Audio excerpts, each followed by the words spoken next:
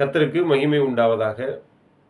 இந்த மனமகிழ்ச்சி நன்னாளில் உங்கள் அனைவரையும் நான் வாழ்த்தி வரவேற்கிறேன். இன்றைய நாளிலும் கர்த்தருடைய வார்த்தை என்ற தலைப்பில் தேவனுடைய வார்த்தையை உங்களோடு பகிர்ந்து கொள்ள ஆசைப்படுகிறேன். அப்படியே வேதத்திலிருந்து நம்ம ஒரு வசன பகுதியை வாசிக்கலாம். யோவான் எழுதின சுவிசேஷ புஸ்தகம் 1வது அதிகாரம் 16வது வசனம்.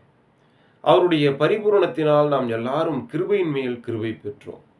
அவருடைய பரிபூரணத்தினால் நாம் எல்லாரும் கிருபையின் மேல் கிருபை பெற்றோம். கர்த்தருக்கு மகிமை உண்டாகட்டும்.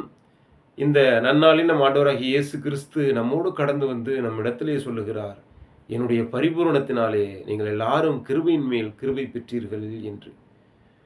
ஆம், கர்த்தருக்கு பிரியமானவர்களே, இந்த வார்த்தை நமக்கு உணர்த்துகிறது, இயேசு கிறிஸ்துவின் மூலமாய் நமக்கு கிடைக்கிற எல்லையில்லாத கிருபைகளையும் தொடர்ந்து வருகிற ஆசீர்வாதங்களையும் குறித்து நமக்கு உணர்த்துகிறது. கர்த்தருக்கு பிரியமானவர்களே, வேதம் இப்படி சொல்லுகிறது. எபிரேயர் 10:14, ஏனெனில் பரிசுத்தமாக்கப்படுகிறவர்களை ஒரே பலியினாலே இவர் என்றென்றைக்கும் பூரணப்படுத்தி இருக்கிறார் என்று.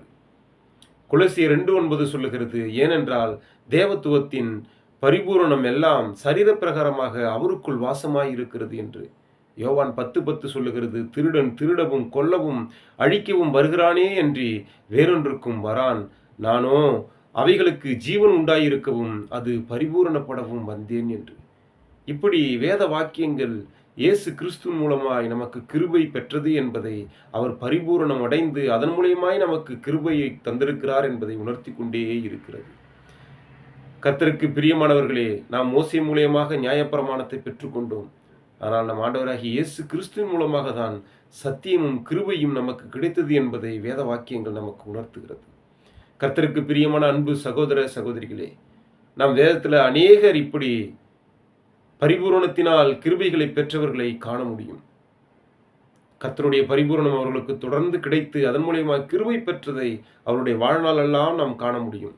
அநேக தேவ மனிதர்களை நாம் வேதத்திலே பார்க்கலாம். அதில் ஒருவரை மாத்திரம் உங்களுக்கு நினைவுபடுத்த நான் ஆசைப்படுகிறேன்.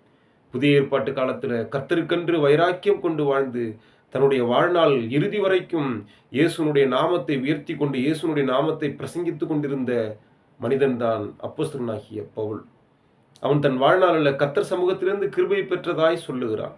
ஆகிலும் நான் இருக்கிறது தேவ கிருபையினாலே இருக்கிறேன், அவர் எனக்கு அருளிய கிருபை விருதாய் இருக்கவில்லை என்று சொல்லுகிறார். ஒரு இடத்துல பவுல் சொல்லுவார், அதற்கு அவர், என் கிருபை உனக்கு போதும், பலவீனத்திலே என் பலன் பூரணமாய் விளங்கும் என்று கர்த்தர் இவரோடு சொல்லுகிற பலத்தை குறித்து அவர் சொல்லுவார்.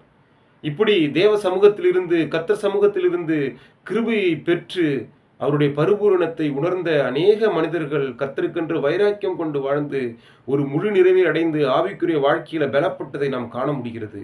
இப்படியா இந்த வார்த்தை மூலியமாய் நமக்கும் ஆண்டவர் உணர்த்துகிறார்.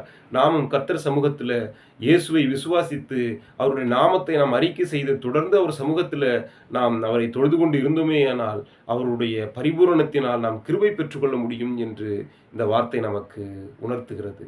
அப்படி நாம் கர்த்தரை விசுவாசிப்போம், சமூகத்தில் தொடர்ந்து அவரை நம்புவோம், அவருடைய கரத்திலிருந்து நாம் பரிபூரணத்தையும் கிருபைகளையும் பெற்றுக்கொள்வோம். இந்த நாள் ஒரு வெற்றி நாளாய் அமைய இயேசுவின் நாமத்தினால உங்களை நான் வாழ்த்துகிறேன். ஆமென், ஆமென்.